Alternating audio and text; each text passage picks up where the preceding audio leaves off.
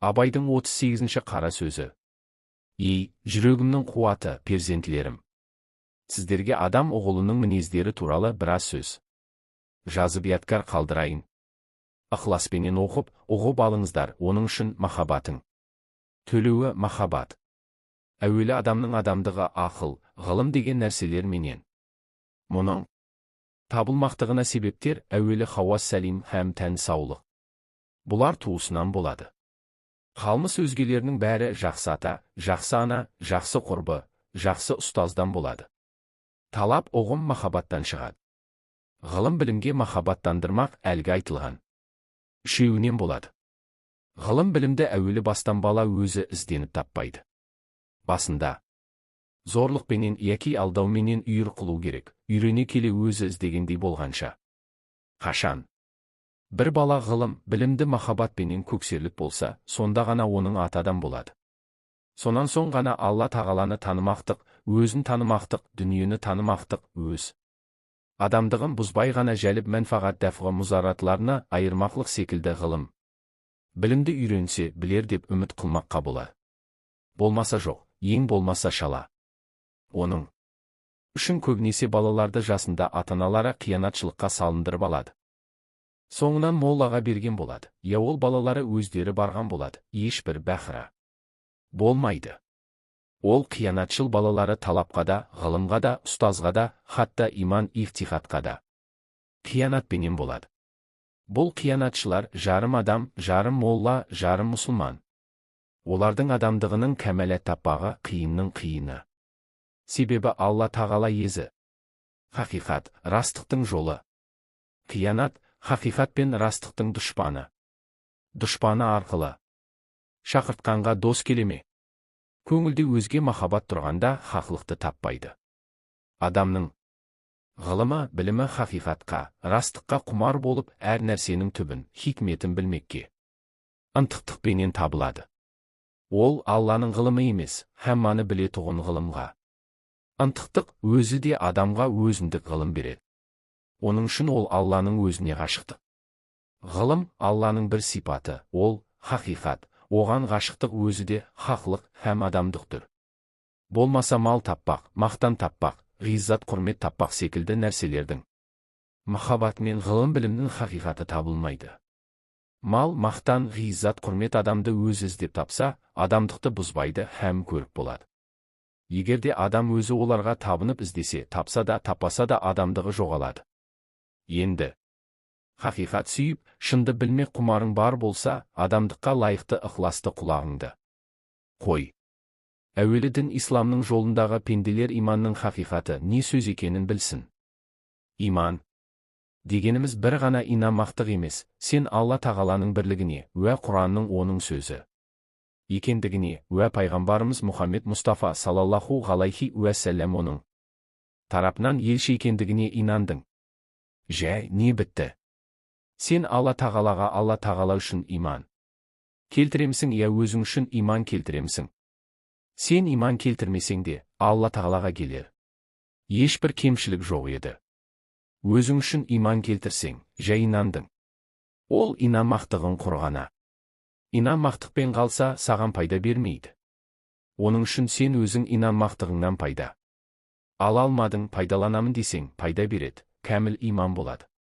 Пайданы қалайша алуды білмек керек. Сіз әмәнту биллахи кәма хуа би әсмайхи уасифатихи дедіңіз. Ол есім Аллалар һәмма, ол Алла тағаланың фиғыл ғазимлерінің аттары, олардың мағынасын біл һәм. 8 сифат затиялары не деген сөз, кәміл үйрен.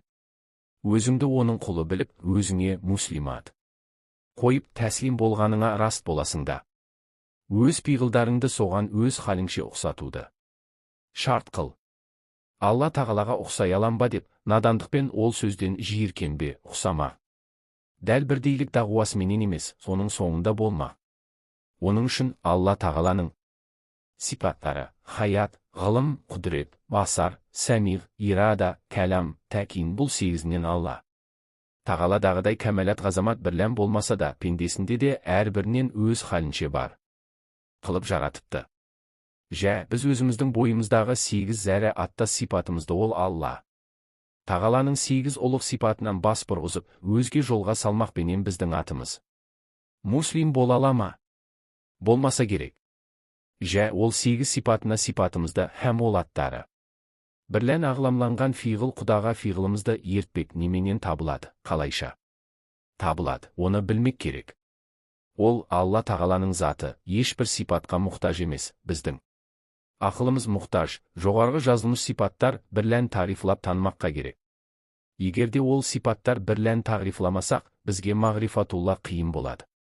Біз Алла тағаланы өзінің білінгені қадар ғана білеміз, болмаса түгел білмекке мүмкін емес. Заты түгел. Хикметіне ешбір хакім ақыл ерістіре алмады.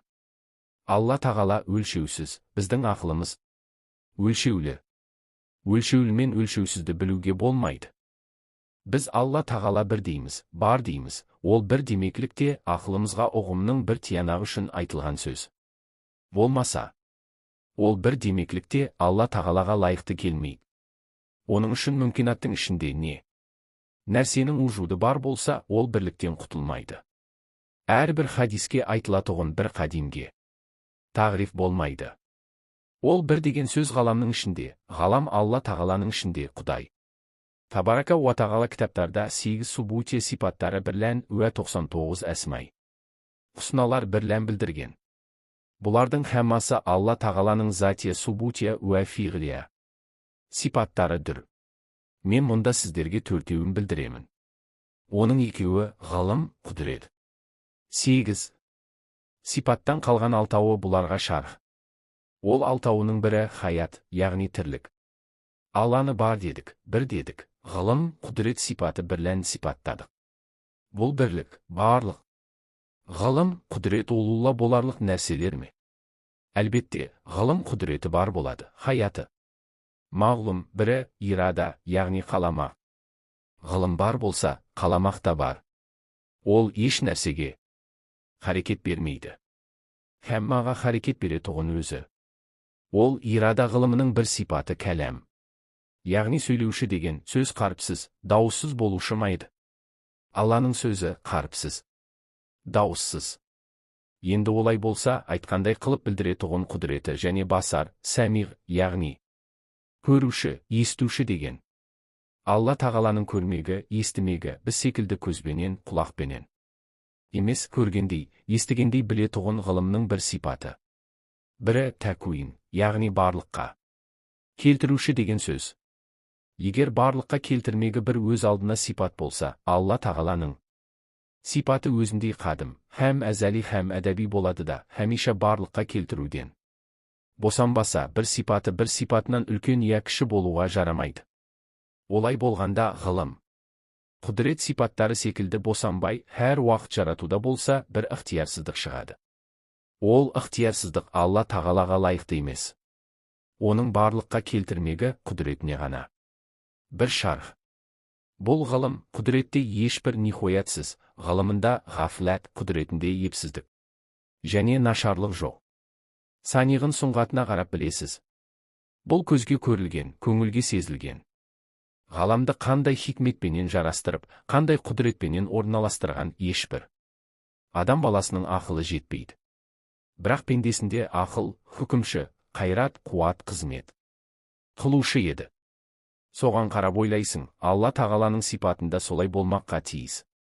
Бірақ әуелде айтқанымыз, ғылым, құдірет, біздің ұғуымызға ғана екі хисап болмаса, бірақ ғылымды құдірет болуға тиіс. Олай болмаса сипаттар өз орталарында бірі тәбиғ, бірі матбу болады ғой. Бұл болса, тариф Раббыға жараспайды. 8 сипат қылып және ол сипаттар лағайру уәләхуә болып, бұлай айтуда, бұлардан бір өз алдына жамағат екі жамиғат шығып кетеді. Бұл болса келіспейді. Егерде сипаттарды әрбірін басқа дегенде көп нәрседен жиылып, иттифақпенен Құдай болған болады. Бұлай деу батыл, бір ғана құдірет. Пендеде болған қуат, құдірет, ғылым ақылдан басқа болатұғын, Алла тағалада болған құдірет, ғылым һәм рахмет. Ол рахмет сипаты, 8 сипаттың ішінде жазылмаса да, Алла тағаланың Рахман, Рахим, Ғафур, Уадуд, Хафиз, Сәттар, Раззақ, Нафиғ, Уәкил, Латиф деген есімдеріне бинахи бір ұлық сипатынан хисаптауға жарайды. Бұл сөзіме нағлия. Дәлелім жоғарыдағы жазылған Алла тағаланың есімдері. Ғақлия дәлелім Құдай тағала бұл. Ғаламда ақыл жетпейтін келісіммен жаратқан, онан басқа бірінен бір пайда алатұғын қылып жаратыпты. Жансыз жаратқандарынан пайда алатұғын жан иесі хайуандарды жаратып, жанды хайуандардан пайдаланатұғын ақылды инсанды жаратыпты. Хайуандарды асырайтұғын жансыздарды еті ауырмайтын қылып, жан иесі хайуандарды ақыл иесі адам баласы асырайтын қылып, һәм олардан махшарда сұрау бермейтұғын қылып, бұлардың һәммасынан пайда аларлық ақыл иесі қылып жаратқан.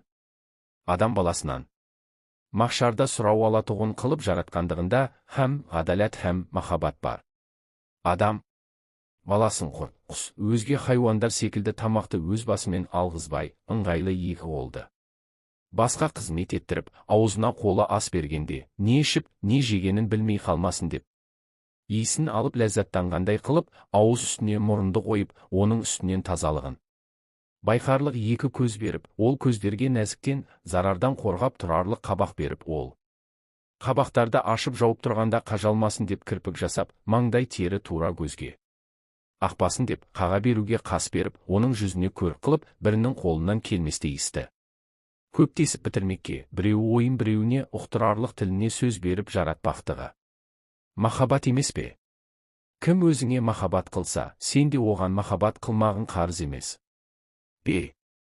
Ақыл көзімен қара күн қыздырып теңізден бұлт шығарады екен, ол бұлттардан жаңбыр жауып, жер жүзінде неше түрлі дәндерді өсіріп, жемістерді өндіріп, көзге көріп, көңілге рахат гүлбәйшешектерді, ағаш жапырақтарды, қант қамыстарын өндіріп, неше түрлі нәбататтарды өстіріп, хайуандарды сақтатып, бұлақтар ағызып, өзен болып, өзендер ағып, дәрия болып, хайуандарға, құсқа, малға сусын, балықтарға орын болып жатыр екен. Жер мақтасын, кендірін, жемісін, кенін, гүлдер гүлін, құстар жүнін, етін, жұмыртқасын, хайуандар етін, сүтін, күшін, көркін, терісін, сулар балығын, балықтар икрасын, хатта ара балын, балауызын, құрт жібегін, һәммасы адам баласының пайдасына жасалып, ешбірінде бұл менікі дерлік бір нәрсе жоқ, бәрі адам баласына таусылмас азық. Миллион хикмет бірлән жасалған машина, фабрик адам баласының рахаты, пайдасы үшін жасалса, бұл жасаушы махаббат бірлән адам баласын сүйгендігі емес пе? Кім сені сүйсе, оны сүймектік қарыз емес пе? Адам баласы қанағатсыздықпенен бұл хайуандардың тұқымын құртып, алдыңғылар артқыларға жәбір қылмасын деп, малды адам баласының өзінің қызғанышына қорғалатып, өзге хайуандарды бірін ұшқыр қанатына, бірін күшті қуатына, бірін жүйрік аяғына сүйентіп, бірін биік жартасқа, бірін терең тұңғиыққа, қалың орманға қорғалатып, һәм әрбірін өсіп еңбекке құмар қылып, жас күнде, кішкене уақытында шафғат, сәхәрменен бастарын байлап, қамқор қылып қоймақтығы адам баласына өсіп өніп теңдік алсын емес, бәлки, адам баласының үзілмес нәсіліне таусылмас азық болсын дегендік. Жә, бұл хикметтерінің һәммасын, һәм мархамат, һәм ғадалат захир тұр екен. Біз ортамызда бұл мархамат, ғадалатты иманның шартынан хисап қылмаймыз. Оның үшін муслим болғанда, Алла тағалаға тәслим болып, оның жолында болмақ едік. Болғанымыз қайсы? Бұл 2 ай мен күннен артық мағұлым тұрған жоқ па? Фиғылы Құданың ешбірінде қарар қылмаймыз, өзгелерде болғанын жек көрмейміз, өзіміз тұтпаймыз, бұл қиянатшылық емес пе? Қиянатшылыққа бір қарар тұрған адам, иә мұсылман емес, ең болмаса шала мұсылман. Алла табарака уа тағаланың пенделеріне салған жолы қайсы? Оны көбі білмейді. Тәфаккару фиғла иллахи деген хадис шарифтің инналаху юхиббул мухситин деген аяттарға ешкімнің ықыласы, көңілі менен ғылымы жетіп құптағанын көргенім жоқ. Әтәмурун әннәсә билбири уә әхсәну инналаху юхиббул мухсин. Уәлләзина әмәну уә ғамилу салихати улайна асхабул жәннәти һәм фиха халидун деген. Аяттар Құранның іші толған ғамалус салих не екенін білмейміз. Уа әмәлзина әмәну уә ғамилу саликати фәйуәфихим ұжурахум уаллаху лә юхиббуз залимин аятына. Қарасаң, ғамалус салих залықтықтың зидді болар. Олай болғанда ғадалет рафғат болуға. Кімде кімнің әділеті жоқ болса, оның хаясы жоқ, кімнің ұяты жоқ болса, оның иманы жоқ деген. Пайғамбарымыздың салаллаху ғалайхи уәсәләмнің хадис шарифі мәнлі хаяун. Лаху деген дәлелдір. Енді белгілі, иман құр инанышпенен болмайды, ғадалет уа рафғат. Бірлән болады. Ғамалус салих ғадалетті уә мархаметті болмақ күлі тән бірлән қылған. Құлшылдықтардың ешбірі ғадалетті, мархаматты бермейді. Көзін күнде көреді намаз оқушы. Ораза тұтушылардың не халатта екендіктерін оған дәлел керек емес. Бәлки ғадалет барша. Ізгіліктің анасыдыр. Ансап, ұят бұл ғадалеттен шығады. Оның үшін ғадалеті адамның көңіліне келеді. Мен өз көңілімде халық менімен сондай мұндай қылықтармен мұғамәлә қылса екен деп ойлап тұрып, өзім сол халықтармен мұғамәлә қылмағандығым жарамайды. Ой деп, сол езі әділетте және нысапта емес пе? Ол хәмма жақсылықтың басы емес пе? Жә, олай құлықпенен сол ойды ойлаған кісі Аллахыны шүкірді неге ойламасын? Шәкірліктен ғибадаттың бәрі туады. Енді зинхар ғадалет, шапағаттан босанбаңдар. Егер босансаң, иман да, адамдық та хаммасы босанады. Аллайыр софының бір фәрдәдән 100. Фәрдә бижай дегені басыңа келеді. Енді біздің бастағы тарих бойынша Құдай тағала ғылымды, рахымды, ғадалетті, құдіретті ет.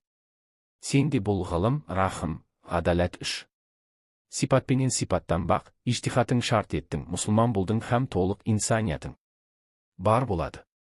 Белгілі жауамәртлік 3 хасылат бірлән болар деген, сиддиқ, кәрәм, ғақыл бұл. Үшеуінен сиддиқ ғадалет болар, кәрәм шафағат болар.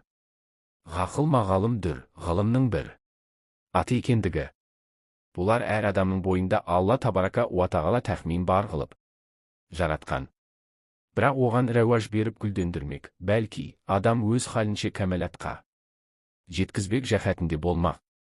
Бұлар ез, иждихадың бірлән ниет халис бірлән ізденсең ғана берілетін нәрселер болмаса жоқ. Бұл айтылмыш 3 хаслеттің иелерінің алды. Пайғамбарлар, онан соң әулиелер, онан соң хакімдер, ең ақыры кәміл мұсылмандар. Бұл 3 түрлі фиғыл Құданың соңында болмақ, өзін құл біліп, бұл фиғылдарға ғашық болып. Тұтпақты пайғамбарлар үйретті әулиелерге, әулиелер оқыды, ғашық болды. Бірақ ухрауи пайдасын ғана күзетті. Ғашықтары сол халге жетті, дүниені, дүниедегі тиерлік пайдасын ұмытты. Бәлки, хисап қалмады. Хакімдер дүниеде тиетін пайдасын сөйледі, ғибрат көзімен. Қарағанда екеуі де бірінен бірі көп жырақ кетпейді. Оның үшін әрбірінің сөйлеуі, айтуы басқаша болса да, Алла тағаланың сұңғатына қарап пікірлемектікті екеуі де айтты. Пікірленбек соңы ғибраттанбақ болса керек. Бұл ғақыл, ғылым екеуі де өзін зорға есептемекті, залымдықты, адам өзіндей адамды алдамақты жек көреді. Бұл ғадалет хәр. Екеуі де мархаматты, шапағатты болмақтықты айтып бұйырды, бұл рахым болса керек. Бірақ менің ойыма келеді, бұл екі тахифа әр кісі өздеріне бір түрлі нәпсін фида қылушылар деп. Яғни, пенделіктің кәмәлаты әулиелікпен болатұғын болса, күллі адам тәркі дүние болып. Ху деп тарихатқа кірсе, дүние ойран болса керек. Бұлай болғанда малды кім бағады? Дұшпанды кім тоқтатады? Киімді кім тоқиды? Астықты кім егеді? Дүниедегі Алланың пенделері үшін жаратқан қазыналарын кім іздейді? Хәрәни, макрухи бұлай тұрсын, Құдай тағаланың қуатыменен, ижтихат ақылыңменен тауып, рахатын көрмегіне бола жаратқан берген. Нигметтеріне онан көрмек хұзурға суық көзбен қарап, ескерусіз тастап кетпек ақылға. Әдепке, ынсапқа дұрыс па? Сахиб нигметке шүкіршілігің жоқ болса, әдепсіздікпенен күнәкар болмайсың ба? Екінші, бұл жолдағылар қор болып, дүниеде жоқ болып кетуде хаупы бар, уә кәпірлерге жем болып кетуде, қайсы бір сабырсызы жолынан тайып, сабырмен бір қарар тұрамын дегені болып кетселерде керек. Егерде бұл жол жарым-жартыларына ғана айтылған болса, жарым-жарты рас дүниеде бола ма? Рас болса, хәммаға бірдей рас болсын, алалаған рас бола ма, һәм ғадалат бола ма? Олай болғанда ол жұртта ғұмыр жоқ болса керек. Ғұмыр өзі. Хақиқат. Қай жерде ғұмыр жоқ болса, онда кәмелет жоқ. Бірақ әулиелердің де бәрі бірдей. Тәркі дүние емес еді. Ғашаран мүбәшәрадан Қазірет Ғосман, Ғабдурахман бин Ғауф уа Сағид бин Әбутқас үшеуі де үлкен байлар еді. Бұл тәркі дүниелік, я дүние ләззатына алданып иштихадым шала қалат деп, бойына сенбегендік, я хирс дүниеліктен қауымның көңілін суытпау үшін, ренжуге сабыр етіп, өзін фида қылып, мен жаныммен ұрыс қылғанда. Халық ең болмаса нәпсімен ұрыс қылып, хәуастан әрбір арзу нәпсіден суынып, ғадалет, мархамат, махаббатына бір қарар болар ма екен деген үмітпенен болса керек. Олай болғанда ода жұртқа қылған артық махаббаттан хисап. Бірақ бұл жол, бек шетін. Бек нәзік жол. Бұл жолда риясыз, жеңілдіксіз бір қарар тұрып іздеген ғана кісі істің кәмәлатына жетпек. Бұл заманда надир, бұған ғылымның да зоры, сиддиқ, қайраттың да зоры, махаббаттың халақна да, уа халық аламға да бек зоры табылмақ керек. Бұлардың жиылмаға қиынның қиыны, бәлки, фитнә болар. Басына һәм бір өзіне өзгешелік бермек, адам ұлын бір бұзатын іс. Әрбір наданның бір тарихатқа кірдіктеп жүргені біз бұзылдық деген менен бір болады. Хакім, ғалым асылда бір сөз, бірақ ғарафта басқалар дүр. Дүниеде ғылым захири бар, олар айтылмыштарды. Жазылмыштар оны нақлия деп те айтады. Бұл нақлияға жүйріктер ғалым атанады. Құдай тәбәрәка уа тағала ешбір нәрсені себепсіз жаратпаған, мұны ізерлеп тафаккару фи әла илахи деген хадиске бинайын бұл сұңғати құдадан ізерлеп құмар болып. Ғибратланушыларға тыю жоқ, бәлки, сұңғатынан себебін білмекке құмарлықтан сани ғашықтық шығады. Құдай тәбәрәканың затына пендесінің ақылы жетпесе, дәл сондай. Ғашықпын демек те орынсыз. Ғашық мағшұғлыққа халик бірлән махлуқ ортасы. Мұнәсибәтсіз, Алла тағаланың пендесін махаббат уа мархамат бірлән жаратқанын біліп, махаббатына махаббатпенен ғана елжіремекті құдаға ғашық болды дейміз. Олай болғанда хикмет құдаға пенде өз ақылы жетерлік қадірін ғана білсем деген әрбір істің себебін іздеушілерге хакім ат қойды. Бұлар хақ бірлән батылды айырмаққа, себептерін білмекке тырысқандар менен хәммасы адам баласының пайдасы үшін, ойын күлкі түгіл дүниедегі бүкіл ләззат бұларға екінші мәртабада қалып, бір ғана хақты таппақ, әрбір нәрсенің себебін таппақпенен ләззаттанады. Адаспай тура іздеген хакімдер болмаса, дүние ойран болар еді. Фиғыл пәнденің қазығы. Осы жақсы хакімдер, әр нәрсе дүниеде бұлардың истихражы бірлән рауаж табады. Бұлардың ісінің көбі дүние ісі, ләкин осы хакімдердің жасаған таратқан істері. Әд дүние. Мәзрәгәтул ахирет дегендей, ахиретке иегіндік болатын дүние сол. Әрбір ғалым хакім емес. Әрбір хакім ғалым. Ғалымдарының нақлиясы бірлән мұсылман иман тақлиди кәсіп қылады. Хакімдердің ғағлияты бірлән жетсе, иман екини болады. Бұл хакімдерден мұрат мұсылман. Хакімдері болмаса ғайри діннің хакімдері әгерше фатлубни тәжиду ни делінсе де, дүниенің һәм адам оғлы өмірінің сырына жетсе де, діннің хақ мағрифатына жете алмағандар. Бұлардың көбі иманның 7 шартынан, бірі Алланы танымақтан ғайри, яғни алтауына кімі күмәнді, кімі мүнкір болып, таққиқлай алмағандар. Егер бұлар дін ұстазымыз емес болса да, дінде басшымыз Құдайдың елшісі пайғамбарымыздың хадис шарифі, хайру нас мән янфагу нас деген. Бұл хакімдер ұйқы, тыныштық, әуес қызықтың бәрін қойып, адам баласына пайдалы іс шығармақлығына, яғни электрияны тауып, аспаннан жайды бұрып алып, дүниенің бір шетінен қазір жауап алып тұрып, от пен суға қайласын тауып, 1000 адам қыла алмастай қызметтер істетіп қойып тұрғандығы, уақсусан адам баласының ақыл пікірін ұстартып, хақ пенен батылдықты айырмақты үйреткендігі баршасы нафиғлық болған соң, біздің оларға міндеткерлігімізге дау жоқ. Бұл заманның молдалары хакім атына дұшпан болады. Бұлары білімсіздік, бәлки, бұзық. Фиғыл, әл инсан ғадду, ләмә жәхилға хисап. Олардың шәкірттерінің көбі біраз қарап. Парсыдан тіл үйренсе, бірлі жарым болымсыз сөз бақас үйренсе, соған мәз болып, өзіне өзгешелік беремін деп әуре болып, жұртқа пайдасы тимек түгіл, түрлі зарарлар хасил қылады, хайхой менен, мақтаменен қауымды адастырып бітіреді. Бұлардың көбі әншейін. Жәхил түгіл, жәхиләләр кібік талап болса, қайда хақ сөздер келсе, қазір нысапқа қайтсын. Һәм ғибраттансын. Рас сөзге ор қазып, тор жасамақ не деген нысап құр өзімшілдік һәм әр. Өзімшілдік адам баласын бұзатын фиғыл. Растың бір аты, хақ, хақтың бір аты, Алла. Бұған қарсы қаруласқанша мұны оғып, ғадалатпен тәптештеуге керек. Мұндай фиғылдардан күпір қаупі де бар. Және пайғамбарымыз салаллаху ғалайхи уәссәләм.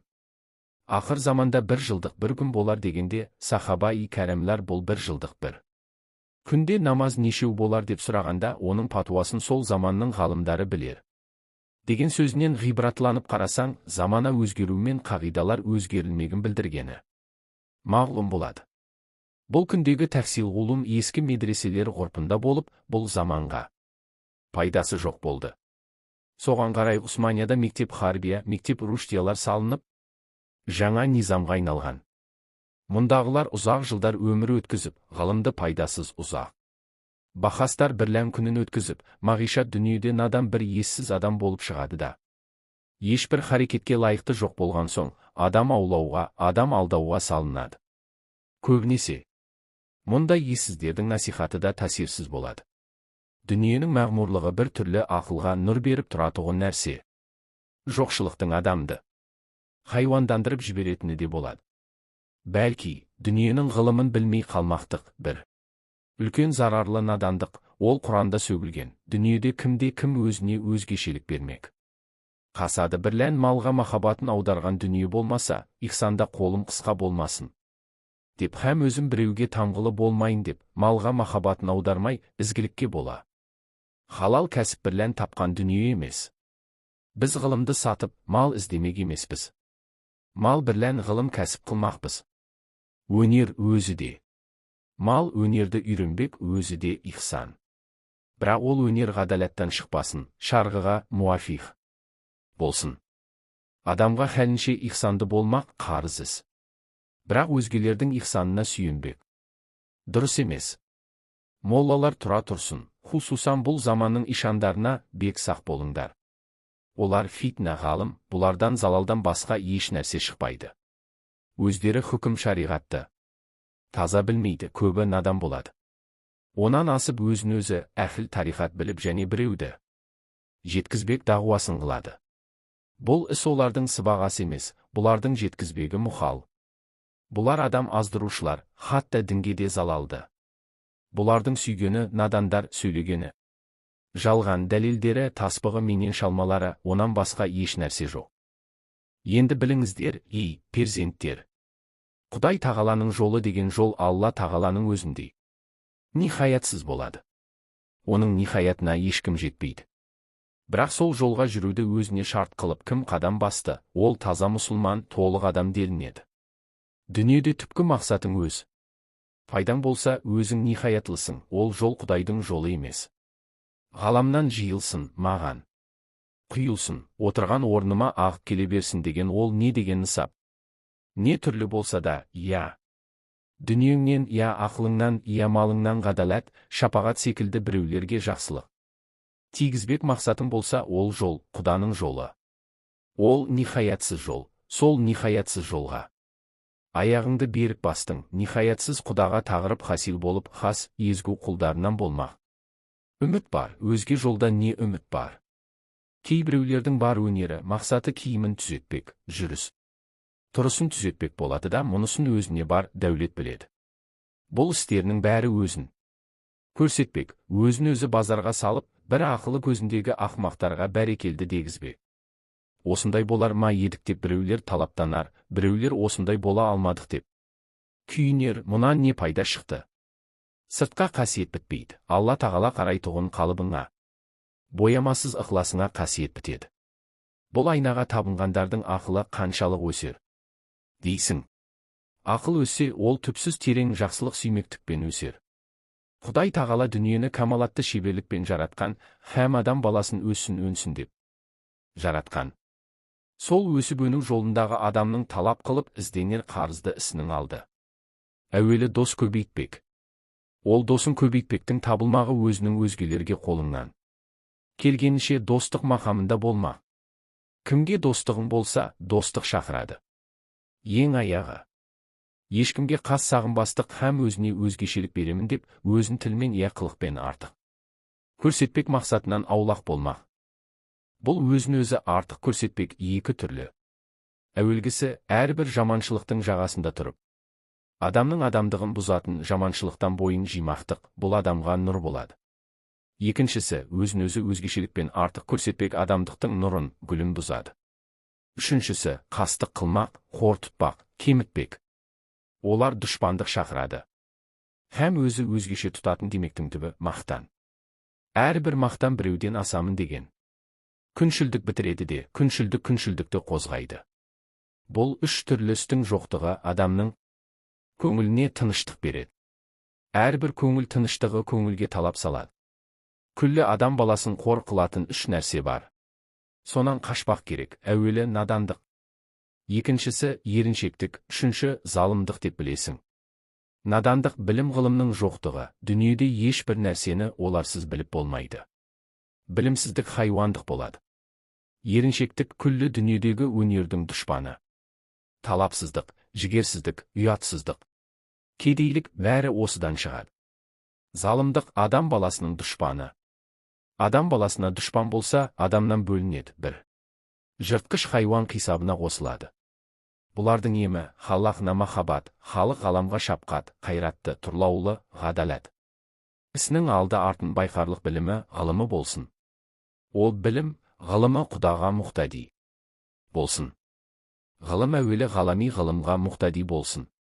Яғни Құдай тағала бұл ғаламды жаратты, ерінбеді, келісімменен, хикметпенен кәмелатты бір жолға салып жасады. Сіздердің ісіңізде бір жақсылық бина қылып, арқа сүйерлік шеберлікпенен болсын. Және Құдай тағала әрне жаратты, бір түрлі пайдалы хикметі бар. Сенің де ісіңнен бір зарар шығып кеткендей болмай, көпке пайда боларлық бір үміті бар іс болсын. Бұларсыз іс емес. Бәлки, бұларсыз тағат емес. Белгілі, Құдай тағала ешбір нәрсені хикметсіз жаратпады, ешбір нәрсеге хикметсіз тәклиф қылмады. Бәрінің хикметі бар, бәрінің себебі бар. Біздің ғауам бұлай тұрсын, ғылымға махаббаты барларға себеп, парыздарды білмекке иштихад ләзім. Сіздер әрбір ғамал қылсаңыз, ізгілік деп қыласыз, ізгілікке бола қастетіп, ниет етесіз. Ниет оның парызынан. Хисап пайғамбарымыз салаллаху ғалайхи уәсәләмнің хадис шарифі иннамал ағмал бин ниет деген. Енді ниет еттіңіз тахарат алмаққа, намаз оқымаққа, ораза тұтпаққа. Бұл тағаттарды ниетіңіз захирынан қалыпсыз ғибадатқа жетпегендігі кемшілік емес пе? Сіздің батиніңіз таза болмағы әуелі иман болып, бұл захир ғибадатыңыз иманды болған соң ғана парыз болған. Сіздің захиріңіздағы ғибадат, батиніңіздағы иманның көлеңкесі, һәм сол иманның нұрланып тұрмағына көру үшін бұйырылған. Оның үшін ғұламалар иман екеу емес, біреу, бірақ ізгі тағатпенен нұрланады. Тағат жоқ болса, күңгірттенеді, бәлки, сөну қаупі де бар деген. Егер надандар ол ғибадаттың ішкі сырын ескермей қылса, соны қылып жүріп, иманы сөнер деген. Менің қаупім бар, олар хас осы ғибадат екен. Құданың бізге бұйырғаны, біз осыны қылсақ, мұсылмандық кәміл болады деп ойлайды. Ол ғибадат күзетшісі еді. Жә, күзетші күзеткен нәрсенің амандығын ойламай, бір ғана ояу тұрмағын қас қылса, ол не күзеткен нәрсесі қайда кетеді? Мақсат күзетілген нәрсенің амандығы, тазалығы емес пе? Ишараттан хабарсыздар, қара. Бұл ғибадаттан бір үлкені намаз, ол намаздан әуелі тахарат алмақ, онан соң намазға шыру қылмақ, ол тахараттың алды истин жайып. Мұны бір беріп ойлап тұр. Аяғы екі аяққа мәсіқпенен бітуші еді. Бұлар хәммасы болмаса көбі ишарат еді. Истин жада кіңізді жуасыз, сіздің кіңіздің ешкімге керегі жоқ еді. Онымен сезімді тазалыққа ергендігіңді, кәміл ықыласыңды көрсетіп, ішімнің сафлығының соңында халық Көрер, сыртымды да пәк етемін, һәм көзге көрінбейтін ағзаларымды да пәк етемін. Бұл пәктіктің үстінде Аллаға дұға айтамын деп әзірленесіз. Енді намаздың аты салауат, дұға мағынасында деген. Аяқта мойында болған мәсіхлар, ол жұмақ емес, өздері де жуылы деп көрсеткен ишараты. Намаздан әуелі құлақ қақтыңыз, егер Алла тағаланы жоғарыда деп мәкән исфат етпесең. Бегірек созу әдепсіз болып, күнә дариясына ғарқ болдым, яғни дүние әуесіне ғарқ. Қылмай қолымнан тарт, яғни құтыларлық жәрдемдерінің ишараты. Онан соң қиямда тұрып, қол бағламақ, құл қожа алдында тұрмақ, Бұхара патша алдында тұрғаннан артық Алланың қадірлігіне өзінің ғажиздығына ікрарының беріктігін көрсеткен ишараты. Қыблаға қарама. Әрине, Құдай тағалаға ешбір орын мүмкін емес болса да, зиратын парыз еткен орынға жүзін қаратып, сондағы дұғадай қабылдыққа жақын болар ма екен деген ишараты. Онан соң қирәәт, яғни сурахи Фатиха оқисың, мұнда бірақ сөз ұзарады. Ол Фатиха сүресінің мағыналарында көп сыр бар. Рухух бас ұрмақ алдында Құда қазірге ұқсас, ол да ишарат. Сәжделер әуелі жерден жаралғанына ықрары, екіншісі және жерге қайтпағына ықрары, бас көтермек және тіріліп, сұрау бермегіне ықрарының ишараты. Қағадат ул ахир, дұғаның ақырында Аллаға тахият, одан тәшәххуд, одан салауат. Пайғамбарымыз саллаллаху ғалайхи уәсәләмге айтпау үшін ең ақырғы сәлемменен тауысасыз, яғни Алла тағаладан не тілеп дұға қылдыңыз. Ол дұға қазинасы күллі. Мұсылмандарды ортақтастырып, оларға да сәлемәтшілік тілеп һәм рахмет тілеп бітіресіз. Бұл сөзден не ғибрәтлендік,